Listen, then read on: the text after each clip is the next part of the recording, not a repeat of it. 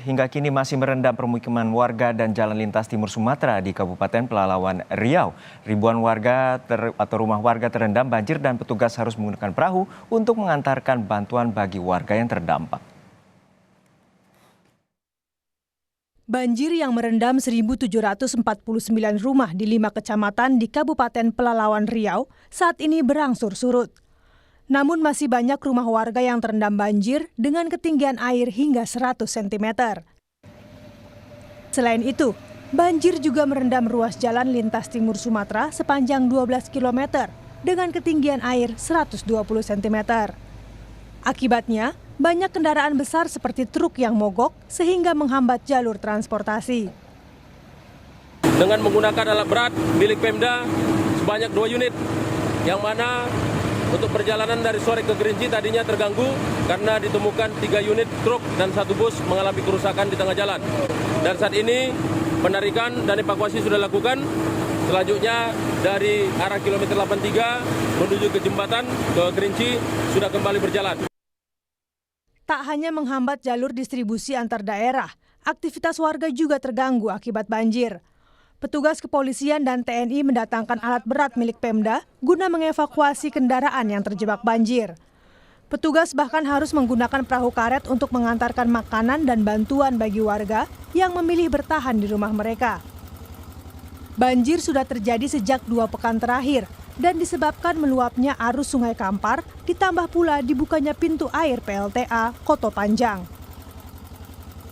Tim Liputan Kompas TV, Riau.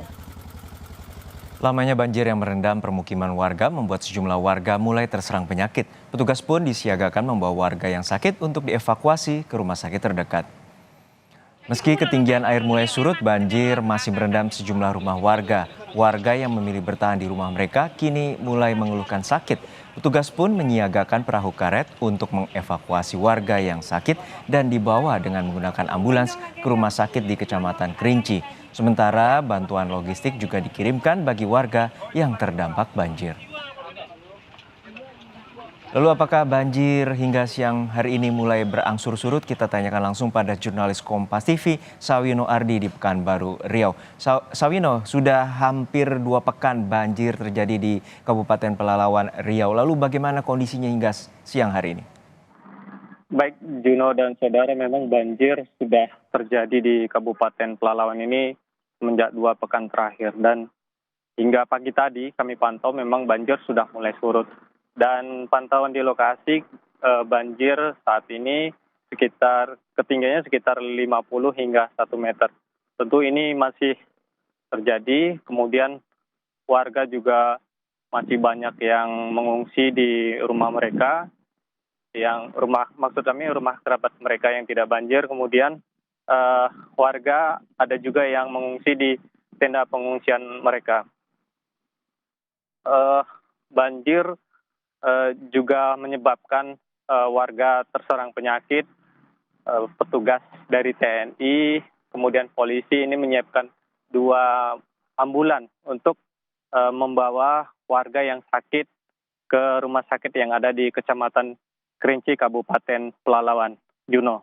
Ya Sawino, tidak hanya 1.700 rumah warga terdampak, namun juga banjir ini merendam jalur lintas timur atau Sumatera. Lalu bagaimana dengan rekayasa dan bagaimana antisipasi terkait dengan jalur ini, mengingat jalur ini penting untuk distribusi logistik?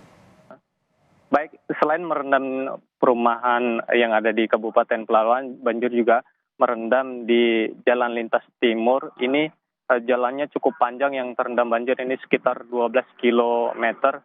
Dan saat ini banjir juga masih tinggi di wilayah tersebut, sekitar 100 cm ini masih merendam di jalan lintas timur. Tentu dari tim yang ada di lokasi ini melakukan mendatangkan 2 alat berat berupa eskavator untuk membantu kendaraan-kendaraan yang sebelumnya mogok di jalan. Sampai saat ini kendaraan yang bisa melalui jalan tersebut ini merupakan kendaraan yang ukurannya lebih besar seperti truk tonase ini, kemudian mobil bus yang memiliki ketinggian.